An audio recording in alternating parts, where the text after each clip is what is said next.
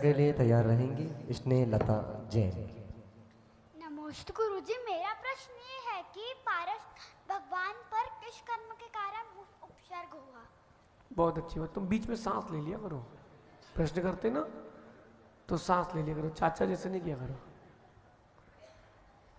समझ गए? आज आपने विधान में बहुत आनंद लूटा है, मैंने सुना है? देखो मुझे तो बहुत अच्छा इस बात का लग रहा था, एक निर्वेग है, ये है, और दो चार छोटे छोटे बच्चे थे। विधान चले या पंचगणा को तो बच्चे उदम करते खेलते हैं, और ये बच्चे विशुद्धि के साथ भगवान का रिद्धि मंत्र से अभिषेक कर रहे और अर्घ चढ़ा रहे थे खुशी से कि कब मौका मिले और मैं अर्घ चढ़ाने चले जाऊं। हाथ दुख रहे थे फिर भी बोले कि मैं 108 रिद्धि मंत्र उसने अकेले किया। आज बेटा तुम्हारे पूर्व पुण्य का उदय है, तुमको ऐसा कुल मिला, ऐसा परिवार मिला, ऐसे भाव मिले, ऐसे गुरुजी मिले। अब आपके प्रश्न का उत्तर देते हैं। भगवान पारसनाथ स्वामी का क्या कर्म का उदय था? उनका राग उनके लिए हानिकारक हो गया। समझना बेटा, भगवान पारसनाथ स्वामी का राग 10 भाव पहले उनको अपने भाई पर राग था, और वही राग घूम फिर करके परिवर्तित होकर के आया। यद्यपि उन्होंने इन 10 भावों में किसी के ऊपर कोई उपसर्ग तो किया ही नहीं, उन्होंने सिर्फ सहन किया, लेकिन कोई ना कोई पूर्वकृत कर्म होगा। जरूरी नहीं है कि बेटा कर्म उसी द्वार से आए जैसा किया हो। समझना, आपने अगर कोई कर्म का बंद किया, आपने अपने बहन की कॉपी छुपा दी, माना कि करते हो, कभी करते तो हो, पीछे से मुंडी हिल रही है, आपने अपने बहन की कॉपी छुपा दी तो तुमको ज्ञानावर्णी कर्म का आश्रय तो होगा, लेकिन जरूरी नहीं है कि वो वैसा ही उदय में आए।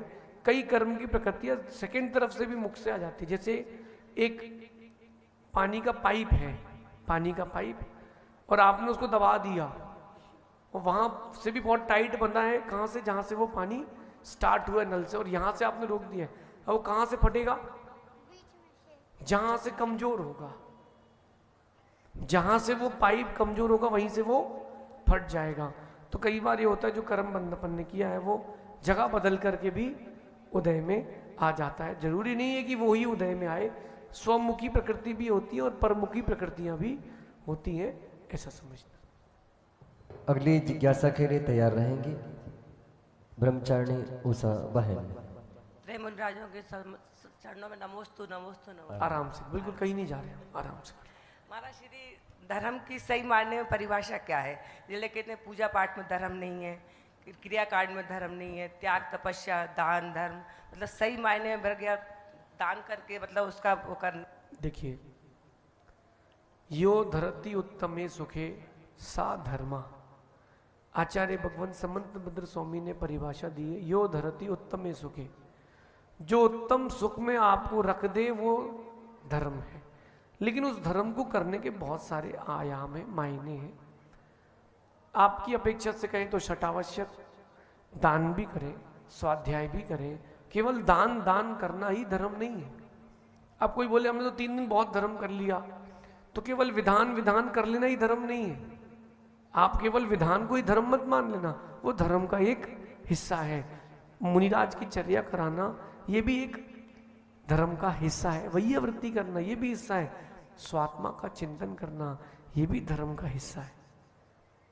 इंद्रिय सुख में अगर कोई लीन है उस समय भी अंदर से नमोकार और पंच परमेष्ठी की श्रद्धा नहीं जाना, ये भी धर्म है।